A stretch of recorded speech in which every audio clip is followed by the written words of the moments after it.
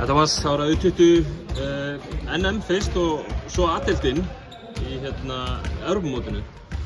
Hvað eru þið búin að æfa lengi núna? Ég heldur sem að æfa í cirka 2 vikur. 2 vikur tókum eina æfingahelgi og síðan erum núna búin að vera 1,5 viku að æfa streitt. Það er ekki svolítið góður tími fyrir Norðurlandamótið eða svona? Jú, bara mjög, og svo munum við líka nýta þessa leiki á Norðurlandamótinu til að styrkja okkur fyrir EM og slípa okkur saman. Þú ert að koma fast í A-landsliðinu á síðasta tímabili og ert með í verkefnum, stóru verkefnum þar. Hvernig finnst þér svona munurinn vera? Kannski svona, hvað maður segja, meiri professionalismi í A-landsliðinu og kannski betri gæjar, en svo líka geggja með þetta og hitta alla félagi sína og spila körfu með þeim, sko. Það talaði svona eitthvað heilstætt módel. Er U20 liðið að spila svona svipaðan bolta? Ég meina, þú veist, er þetta svona, já, þú segir kannski svona tröppugangur upp í A-landsliðið, er það að spila svipaðan bolta? Já, ég bara 100%, sko. Við erum allir svona, við erum minni þjóð og við erum minni allir heiðinir og reynum þá að spila hraðari bolta og ég held að henda vel þegar þú kemur A-landsliðið.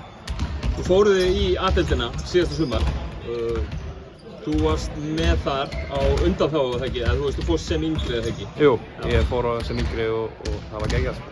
Heldur það, ég meina, var það ekki gott veganesti svona fyrir því persónulega að hafa prófað að fara í A-deildina áður? Jú, mjög gott, sko. Bara spila móti gæjum sem eru eldri en þú og bara bestir í heimi í sínum aldursflokki.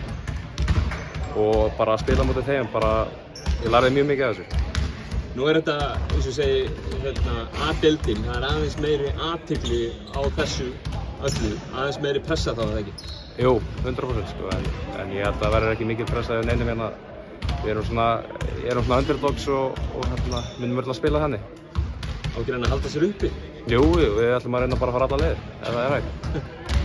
Alveg í lokin, Tómas, nú ert þú á leiðinni á vesturströnd Bandaríkjanna núna eftir þessi verkefni, væntanlega.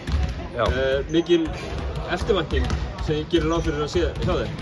Já, þetta verður mjög skemmtilegt og ég er mjög spenntur. Bara klára þetta verkefni fyrst og síðan fer ég hitt og kíkja hvernig það er. Kærar þakkir, Tómas, og gangi svo vel. Takk fyrir það.